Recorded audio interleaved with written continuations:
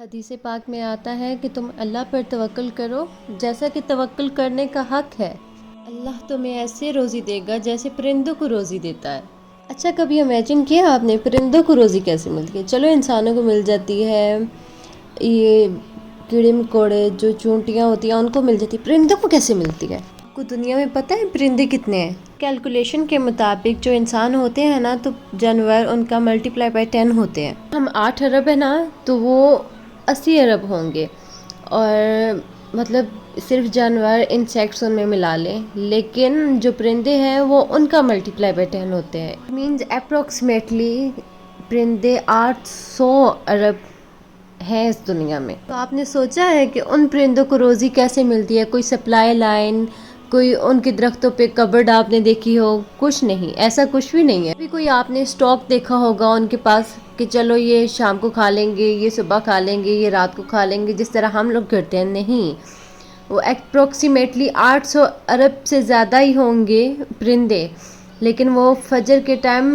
صبح فجر کے ٹائم بھوکے نکلتے ہیں اپنا چارہ ڈھونڈنے کے لیے۔ تو ان کو بھی تو رزق مل رہا ہے، اللہ دے رہا ہے، توکل ہونا چاہیے نا، اللہ ان کو بھی تو دے رہا ہے نا۔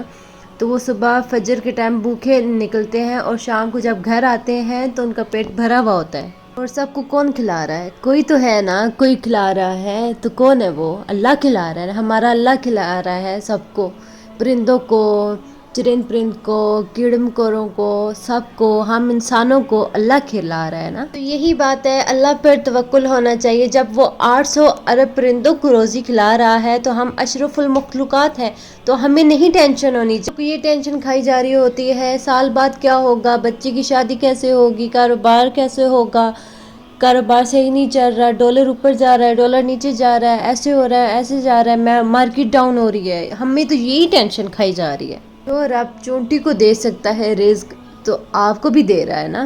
سیکھو حضرت ابراہیم سے، کاش یہ توکل نصیب ہو جائے ہم سب کو۔ آپ نے ایک بار منظر دیکھا، ایک آدمی تھا، اس کی ہلاکت ہوگی، سمندر میں وہ ڈوب کے مر گیا، اس کو مچھلیوں نے کھا لیا۔ جب وہ پانی کے اوپر آیا تو جانوروں نے کھا لیا اس کو، اور اس کے بعد جب دیکھا کہ پرندے آئے تھوڑی دیر بعد تو پرندوں نے کھایا اس کی باڈی کو۔ آپ کے ذہن میں خیال آیا کہ یا اللہ تو قیامت کے دن بندے کو کیسے اٹھائے گا؟ ایمان تو تھا اللہ پہ، اس کی باڈی کو تو 3 الگ الگ مخلوقات کھا گئے، تو قیامت کے دن یہ کیسے اٹھے گا؟ ابراہیم نے عرض کیا ہے اللہ تو مجھے دکھا دے کہ تو مردے کیسے زندہ کرے گا۔ تو سورۃ بقرہ میں ہے 3 پارے میں، اے ابراہیم تو ایمان نہیں لایا، تجھے یقین نہیں؟ اے اللہ میں دیکھنا چاہتا ہوں، اے اللہ میں یقین لایا ہوں، میں دیکھنا چاہتا ہوں، میرے دل کو قرار آ جائے، میں عین الیقین چاہتا ہوں، اے اللہ میں اس کو اور مزید دیکھنا چاہتا ہوں۔ تو اللہ نے فرمایا تو 4 پرندے لے، اس کو اپنے ساتھ ہلا لے، تو اپنے ارد گرد مانوس کر لے، پھر ان کا ایک ٹکڑا تو پہاڑ پہ رکھ دے، فرمایا تو اپنے پاس بلا تو وہ تیرے پاس چلے آئیں گے۔ ابراہیم علیہ السلام نے 4 پرندے الگ الگ لیے، مور لیا، مرغ لیا، گدھ لیا، کبوتر لیا، چاروں کو اپنے ساتھ رکھا، ان کو اپنے تھوڑا ٹائم دیا، ان کو اپنے ساتھ انسیت کی، ان کو ہلایا تاکہ ان کو پتہ ہو کہ یہی 4 ہیں، کوئی اور نہیں ہے۔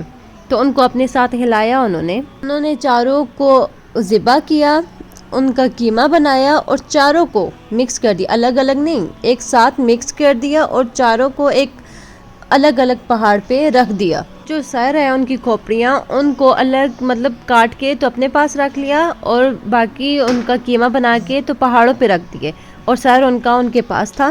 قرآن نے کہا تم ان کو پکارو۔ اب میں آگے آ کے آپ کو ایک آیت بتاؤں گی، تو اس سے دیکھیے گا آپ کو سیکھنے کو کیا مل رہا ہے۔ قرآن نے انہیں کیا کہا؟ تم انہیں پکارو، تو انہوں نے ان کو پکارا، یا ایھا الدیک، اے مرغ، یا ایھۃ الحمامہ، اے کبوتر، ایھا النسر، اے گدھ، یا ایھا الطاؤس، اے مور۔ کی پکار پر ان کا قیمہ اڑنا شروع ہوا، فکشن گرافکس، آج کل تو اینیمیشن کا دور ہے نا، کمپیوٹر پر تو جناب بہت سارے لوگ بنا لیتے ہیں۔ سنو، 5000 سال پہلے قرآن میں یہ واقعہ موجود ہے، ان چاروں کا کیما اڑتا ہے، جس کا مور کا ہے وہ مور کی طرف، جس کا مرغ کا ہے وہ مرغ کی طرف، جس کا گدھ کا ہے گدھ کی طرف، جس کا کبوتر کا ہے کبوتر کی طرف۔ چاروں کے جسم کمپلیٹ ہوتے ہیں، سر نہیں ہے، صرف کیما ہے، تو وہ مطلب سر تو ان کے پاس ہے نا۔ چاروں پرندے دوڑتے ہوئے آپ کی طرف آتے ہیں، کیما ہے، سر نہیں ہے، تو وہ سارے زندہ ہوتے ہوئے آپ کے پاس آتے ہیں۔ وہ آپ کے پاس آئے تو حضرت ابراہیم نے ان کا سر ان کے ساتھ لگا دیا، ان کے سر لگ گئے، وہ دانہ چگنے لگے، تو حضرت ابراہیم نے مردوں کو زندہ ہوتے دیکھا اپنی آنکھوں سے، تو آپ کے دل کو اطمینان اور قرار آیا۔ تو میرا رب یہ ہے، کوئی سمندر میں گر جائے، کسی کو مچھلی کھا جائے، کسی کو چرند پرند کھا جائے، کسی کے سمندر میں موت آ جائے، معاذ اللہ کسی کے پرچے اڑ جائے، آگ میں راکھ ہو جائے، اور قیامت کے دن اللہ سب کو زندہ کرے گا۔ حضرت ابراہیم نے اپنی آنکھوں سے دیکھا، تو حضرت ابراہیم کے اس واقعے سے ہمیں سیکھنے کو کیا مل رہا ہے؟ پہلی بات، میری رب کی قدرت کیسی ہے، ان اللہ علی کل شیء قدیر۔ دوسری بات، علماء کہتے ہیں، صوفیانہ تفسیر اس کی لکھی گئی کہ 4 پرندے ہی کیوں لیے گئے، مور، کبوتر، مرغ، گدھ۔ فرمایا اس میں خصلت بہت ہے، مرغ ہے تو اس میں شہوت بہت ہے، جو کبوتر ہے اس کو اپنی اڑان پہ بڑا ناز ہے کہ وہ اونچا اڑتا ہے، اس کو تکبر ہے۔ گدھ ہے، گدھ کا کیا پرابلم ہے کہ وہ لالچی بہت ہے۔ جو مور ہے اس کو اپنی خوبصورتی پہ بڑا ناز ہے کہ وہ خوبصورت بہت ہے۔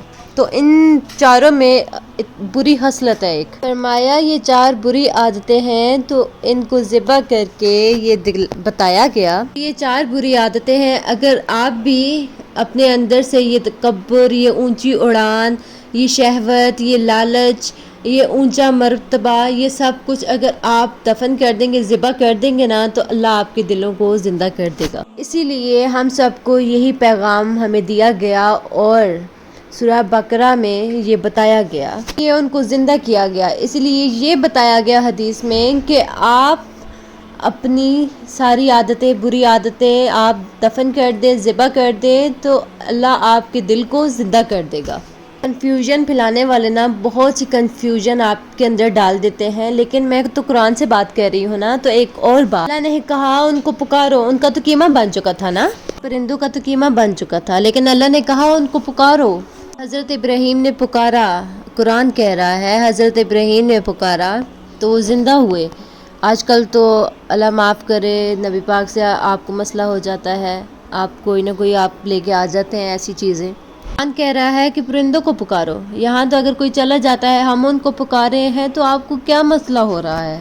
بات اتنی ہے کہ اللہ پر توکل رکھیں، اللہ کو یاد کریں، اگر کوئی چلا بھی جاتا ہے تو آپ اس کو یاد رکھیں، اور اپنی اندر سے بری عادات کو نکال دیں، اللہ آپ کے دلوں کو زندہ کر دے گا، اور اللہ آپ پر اتنی مہربانیاں کرے گا، اتنی مہربانیاں کرے گا کہ آپ کی سوچ سے بھی زیادہ آپ کو نوازے گا، اور آپ کسی کو کمتر حقیر نہ سمجھا کریں۔